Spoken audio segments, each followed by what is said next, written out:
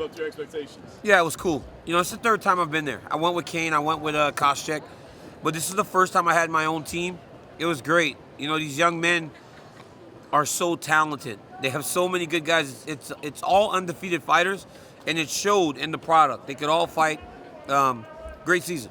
Like you said, you're familiar with the Ultimate Fighter. Was the vibe different? I mean, having a whole group of undefeated guys, you got to think there's no pretenders in there, right? Like everybody thinks they're the real deal. So was it a different vibe at all? So the difference is getting these guys to believe, right? Because everything they've done to this point has worked. So they have to be open to taking advice, learning, and I believe that because it was Stipe and I, guys that have achieved so much at the highest level, they were able to open themselves up and take it for what it is. Lesser guys may not have had the effect on these young men as we had, and they respect us for our accomplishments, and it made it easy to teach the guys. You've always been a team guy, I mean, your whole life, right? But I mean, these guys aren't really your guys, right? Yeah. I mean, they may face your friends later on down the road Yeah. or whatever, right? So, I mean, are you able to buy in and really make them your guys while you're there? You know, we go in as, when you go into the Ultimate Fighter, I'm a firm believer that the story should be about the guys, right? The dudes that are fighting. It shouldn't be about the two coaches fighting and arguing and bickering. It's about those guys. It's their journey, and you go to take a part in it. And I believe that we did a good job of doing that. You don't worry about what happens in the future because for Khabib Nurmagomedov, it's like he's a champion. Men are good fighters, but they are years away from competing for a lightweight championship. When the time comes that one of those guys fight Khabib, I'd be great for him. But I'm not sure how much success they would have. But, you know, we would try to help them as we can. They're all great young men, and I had a good time. Despite it not being about coaching rivalry, I mean, you did get to spend some time around Stipe, did you? Yeah. Did you start playing any mind games or you know, try to read him at all? I mean, did you think about your fight at all? Not really that much. You know, I was doing more coaching. I coach. You know, that's what I do. I actually coach. So I tried to go into it with that idea that I was going to coach these guys. A couple little jabs at Stipe here and there, but nothing too big. You're not going to break Stipe Miocic. You're not going to get into his mind. You know, look at him. This dude's you're not going to play mind games with Stipe. He knows that he's a big, bad boy. And to beat him, you got to be bigger and badder and tougher. So I can tell him I'm going to kick his ass all day. It ain't going to make a difference until we get in the octagon and I can prove it to him. So I didn't want to waste the energy trying to play mind games with Stipe. It's a big difference, man. Some guys you can do that with. I can do that with guys like, guys like Volkan or other guys that I have fought in my career. But this dude, he's not having any of it. You were kind of an internet meme this past week with your reaction at the press conference. Ooh. Gives me chills. I was gonna say, I mean, how much credence? I mean, had you thought about that beforehand, and are you thinking about now the seed's been planted? Brock Lesnar. I got a big. I mean, that thing never happens unless I get past Stipe. So, but just hearing it out loud was like, oh my goodness, you know, like, hey, I know that when I fight John Jones, I make a lot of money. I know that if I was to ever fight a Brock Lesnar, I'm gonna make even more money than I've ever made my entire life. And ultimately, championships and money is why we do this. You know, I don't care for all the other stuff. I want to get paid. I'm almost 40. The door's about to close on me, so why not ride out into the sunset with a massive payday? Truckloads of money. Back up the Brinks truck to Gilroy, California if you fight Brock Lesnar, I'm telling you. He told me last time, right? When that thing broke that he was fighting at UFC 200, I said, Big Brock, is it Christmas morning? In the Cormier household, he goes, Merry Christmas, DC, you're welcome. That's what he told me. He knows that the money's coming when he's on your card or if you're fighting against him. He knows that you're getting paid. Does that almost make this more special knowing that might be? I mean, the history that you would set here, the 2 belts, I mean, that would be impressive enough. But that would be the most big. That's the biggest thing, right? Ultimately, I'm a competitor, and I'm about accomplishments, achievements, and being remembered, you know? Like, the curtain's coming down on me. You know, so all this and all the stuff that I do all the time, that's all going to be gone. You know, all they're going to be left are the memories of what I did. And if I can accomplish this thing on July 7th, those memories will last for a real long time. So ultimately, that's the goal. Everything else will be fun. Do you see a scenario where you might not go back to light heavyweight? No, I'm going to go back. there are fights down there for me, and I would hope that Kane would come back and fight heavyweight and become the champ again. You would step aside? I would. Again. You said you didn't have a lot of time left. Again, I would do it again, as I did the first time. I mean, if you were a double champion, I'm not fighting Cain Velasquez. I would never ever fight Cain Velasquez. Nope, I would never do it. So yeah, if it meant giving up the belt, that's what I would do. What has that return to heavyweight been like? Like, have you had to sort of manage? Like, let's not get too crazy with. I've gotten how big we crazy. get? I've gotten crazy. I tell you that much. Sometimes I'm like, man, I got to do something. I look at myself in the mirror. I'm like, Selena. She goes, it's all the rice, because I love rice. I'm from Louisiana, and I'm like, I don't have to limit the amount of rice I eat now. I'm just eating all kinds of rice every day, every meal. And she's like, it's all the rice that's making you feel like this. And I'm like, maybe I'll lay off the rice. But I'm like, I'm really not gonna lay off the rice. I just gotta, when I get in the fight camp, then the diet changes a little bit. There's only one guy that eats more rice than me, and he's Max Holloway. That boy can put down some rice. He came to the Ultimate Fighter with my team. And I tell you, Max Holloway eats some rice. You touched on training camp. I mean, when does real training camp start? Because you're so far out right now. I gotta think part of you wants to start getting ready, but you gotta be careful. Right? I had to peel myself back, right? I used to do that a lot, where I would do 12, 13 weeks of hard training, and 3 weeks before the fight, I was done. I was like, okay, can I fight today? Because I don't know if I can get through another month of going in 3-4 days a week, 3-4 times a day. Right now, it's 12 weeks from the fight this weekend. So in 2 weeks, I will start my pre-camp, 2-week pre-camp, 8-week training camp before the fight. So I just know that I've got to be in phenomenal shape. I know that I'm confident, and I'm not doing this for nothing. If I didn't think I could beat Stipe Miocic, I wouldn't fight him.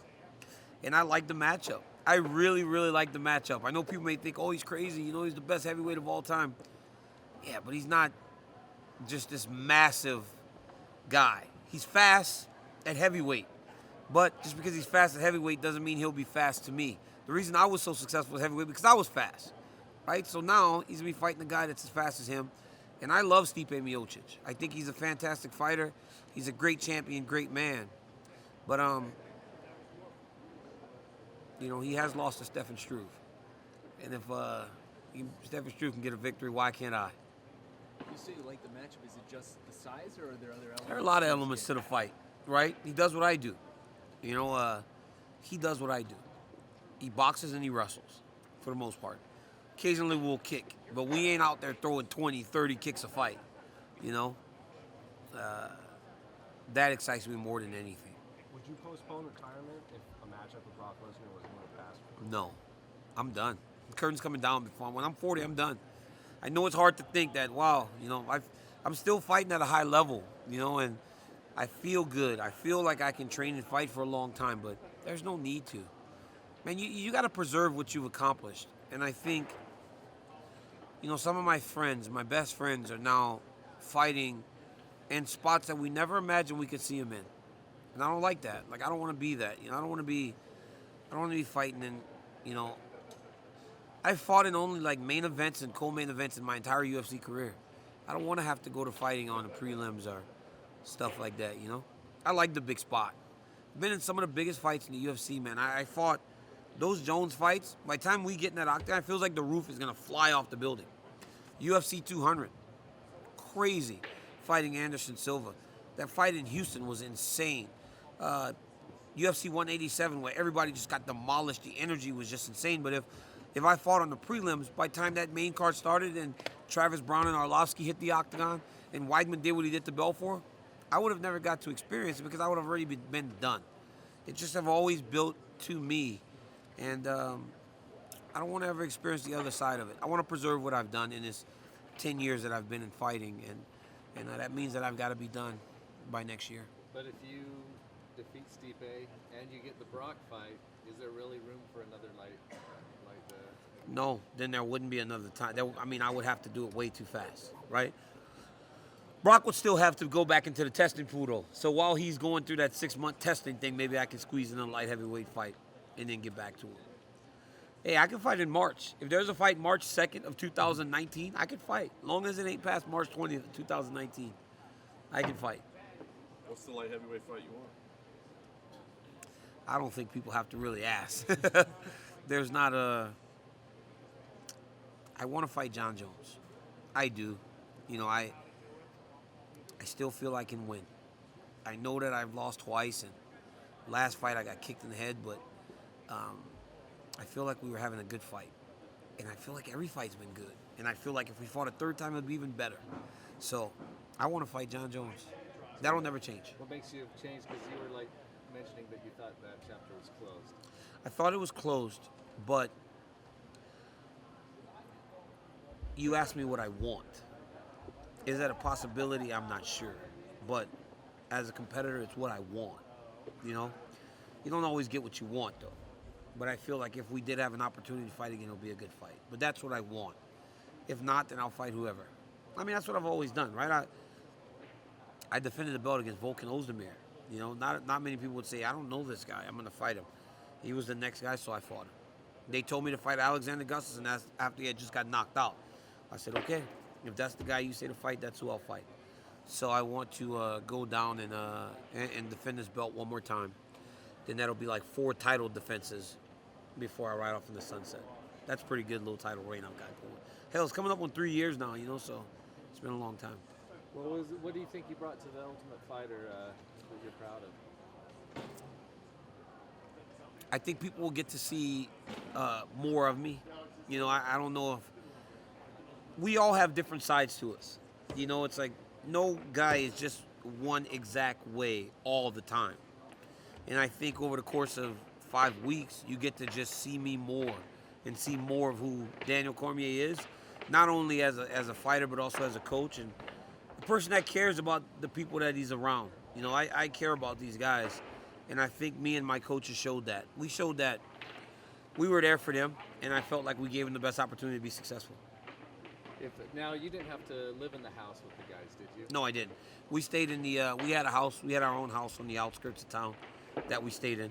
That was also fun, you know, because you find out some things about people. I found out that Cain Velasquez makes his corn. That may be the best thing I've ever tasted in my life. Cain can really cook, man. Every morning we'd get up and we'd have breakfast, and then by the time practice was over at night, we'd hit the kitchen. One guy hit the steaks. Somebody had to make rice because, again, I love rice. Cain's like making corn. He's like standing there like Cain Velasquez is standing there in the kitchen chopping up onions and peppers, and he's like putting it on the corn and it's cheese, and then they go in the oven and on the grill, and it's like melted cheese all over the corn, but under the cheese is like jalapenos. It was like the greatest thing I've ever tasted. So it was like I got to learn a lot about my guys, you know, like we had fun, man. We had fun. We had a good time. How close is he to fighting, would you say? I think he's getting pretty close. I want to see him fight. I think he's the greatest heavyweight of all time. I want to see him fight. I'd hope to see him fight on July 7th with me. That would be good. What do you think of WrestleMania? I thought WrestleMania was awesome. I thought Ronda blew the roof off that place. The WWE did a great job of highlighting all of her strengths, right? They put her in spots where she could look like a rock star, and she did. I thought it was tremendous. I thought the Undertaker Cena deal was a little weird. It was like you just squashed him like that, you know, like Undertaker just kind of squashed him, huh? Sets up next year. Maybe. You know, Undertaker doesn't move very well anymore. It's like watching that Andre the Giant thing, right? At the end, Andre was like holding onto the rope and shit, like barely could get up. It's almost like the Undertaker doesn't move very well. Like when he did the whole rope walk, it was like 1 step, 2 step, jump off before you fall off this shit. You know, it was like, let me hurry up and complete the move. So it was like, I don't really need to see the Undertaker squashing people anymore. AJ Styles Shinsuke Nakamura was okay. I thought it would have been a little bit better. The main event was good. I like the way Brock put it on these dudes. Brock should always put it on these dudes, though. Brock shouldn't lose to these dudes at all, like, ever. He should just smash on everybody. But, you know, Roman Reigns is a tough guy. I like all those guys. Cool. Yeah? You guys good? Awesome. No worries. Okay.